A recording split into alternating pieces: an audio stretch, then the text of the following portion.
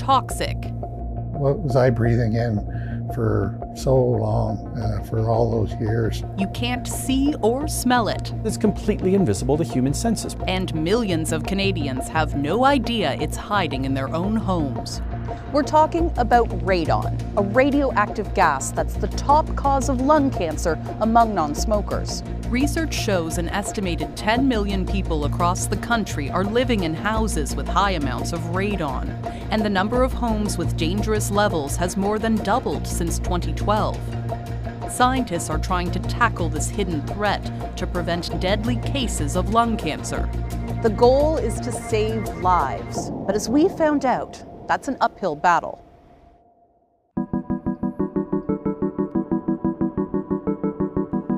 To understand the potential human impact of radon exposure, we went to Calgary to meet Steve Blake. Hi, Steve. Hi, Lauren. How are you? Good. Until 2 years ago, Steve was at the top of his game. The avid golfer felt healthy and fit until a nagging cough led to a devastating diagnosis. The emergency doc came in and said, "Hey, I got some bad news for you guys. You've got lung cancer," just like that. And Steve and I looked at each other and went, "Pardon? Like, there's no way."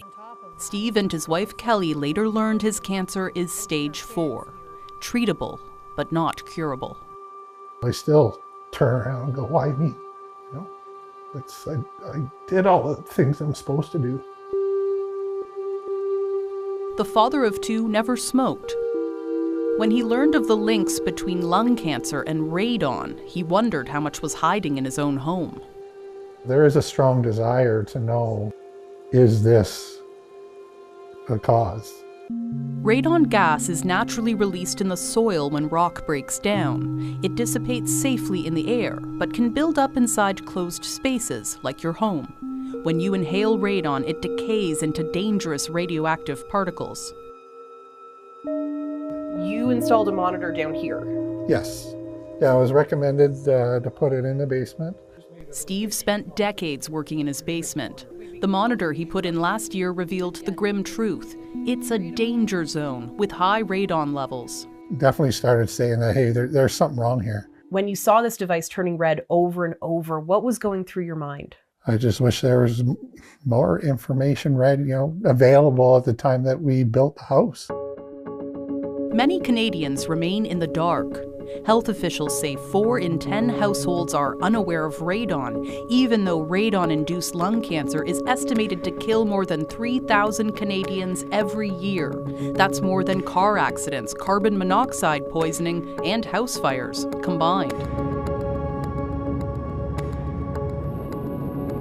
Nearby in Calgary, we visited a groundbreaking research lab where biochemist and molecular biologist Aaron Godarzi leads a national study on radon. Canadians are amongst the most radon-exposed persons on this planet. The team's research shows radon levels vary across the country, and no region is totally safe. 1 out of every 6 properties in Ontario and Quebec has concerning levels. The risk level increases to 1 in 5 properties in the Prairies and Northwest Territories, and 1 in 3 properties in the Atlantic provinces, along with Yukon and the BC interior, while the risk of radon is the lowest on the Pacific coast. The researchers didn't have access to any testing data from Nunavut. We can absolutely see the effect of it once it hits our lungs. It absolutely bulldozes the DNA of the cells it encounters. Godarzi showed us the dramatic damage to cells before and after they're exposed to radon. What we're seeing here, these breaks in the DNA, what does that actually mean for someone if this was happening in your body? What those mean are genetic mutations, and that is the cause of all cancers. In Canada and much of the world, lung cancer is the deadliest type you can get.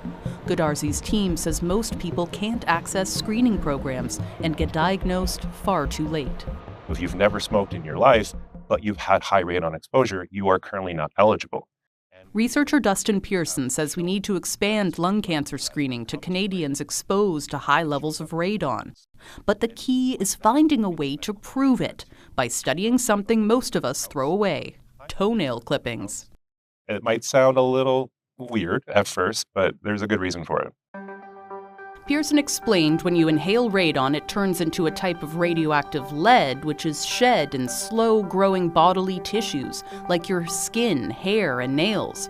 Toenails have the least exposure to chemicals and cleaners. Now there's something in them that we can actually measure. The team is aiming to collect 10,000 toenail samples from across the country. They're processed in a special metal-free lab to prevent contamination, then analyzed inside this massive machine. The ultimate goal of all that work? Save lives, save healthcare dollars, and to reduce the overall burden of lung cancer in Canada. So what about all the houses across the country that could be slowly exposing people to toxic radon? The only way to know what's happening in your own home is to have it tested by a professional or by installing a monitor. So if someone has high radon levels, how much does mitigation work actually cost? Well, first, if you need to test, radon monitors are sometimes given out by regions for free. But if you're paying out of pocket, they can cost around $200. And the actual mitigation systems can be anywhere from $2,000 to $5,000, and sometimes much more. We tried to figure out how Canadians pay for all this and whether there's any government support. Ontario uses its home warranty program, while Manitoba lets you spread out costs over your hydro bill. But really, it's very patchwork. Most provinces don't have any grants or funding for radon mitigation, and there's no one federal program covering the whole country. We know that cost is a significant barrier to people actually taking action on radon. Sarah Butson is head of the Canadian Lung Association. She says charities like hers try to fill the gap.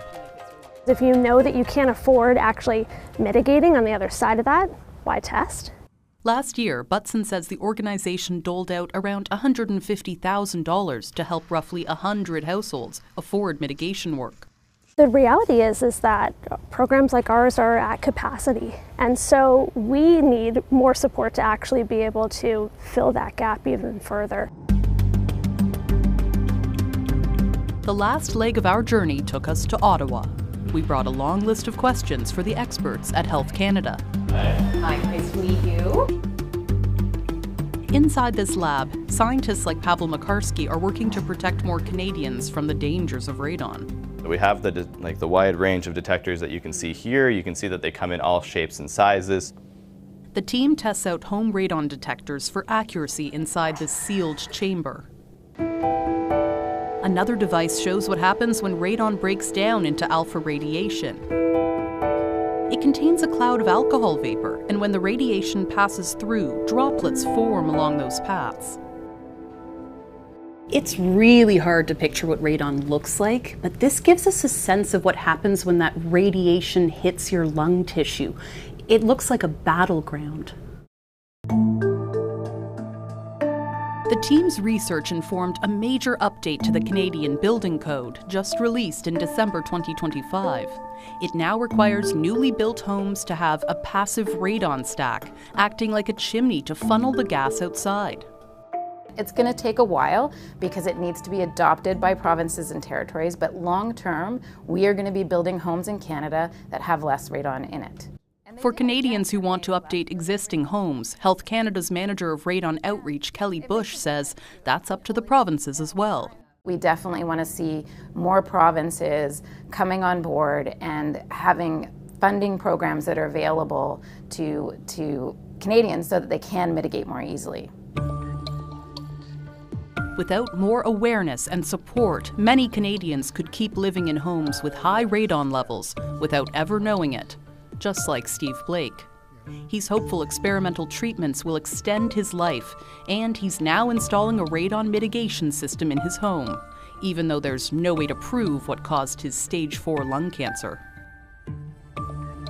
There's no test that they can, blood work, whatever they could pull from me and conclusively say it was your basement that gave you this cancer, it's the house that's going to kill you. Lauren Pelly, CBC News, Toronto.